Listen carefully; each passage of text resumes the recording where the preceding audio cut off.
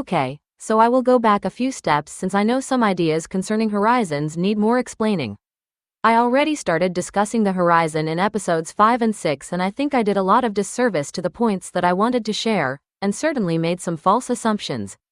More specifically, rather than speaking about horizons, I would like to mention a few things about the accumulated effect of extrinsic and intrinsic redshift.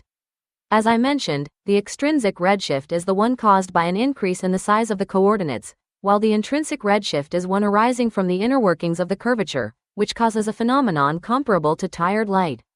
I am about to show you how my universe releases more realistic results than our universe, in that you are not bothered anymore with the gathered data. So, based on some preliminary calculations, in one instance of my universe, I can make sure that, if the said universe is 13.8 billion years old, that would have required 1.263 billion years of half-life booting. CMB-like redshift would indicate a time of 10 million years after the half-life. Likewise, AZ equals 14 redshift of one of the furthest galaxies would indicate that the light has been emitted 5,957,000,000 years after the half-life.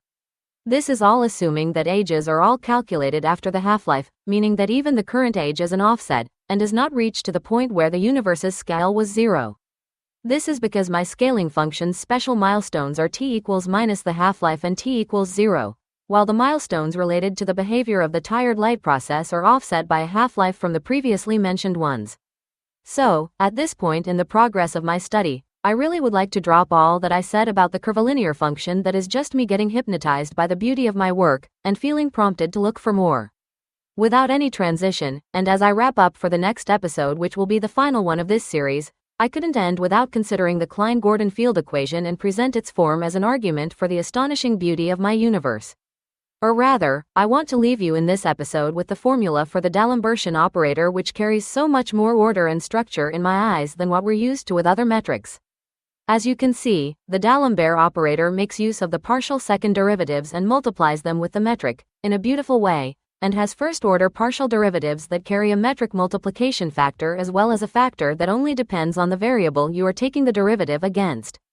This video has been short, and the work that I have done to prepare it has been pretty intense. It was built on top of a long series of steps that led us here, and which provide a good reason for me to present in the last video of the series, the thing that started it all. That is to say, my complex plane extension.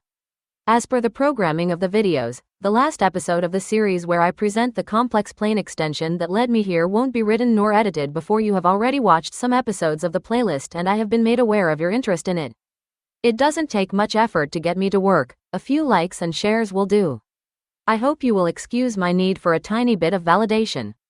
It helps a lot.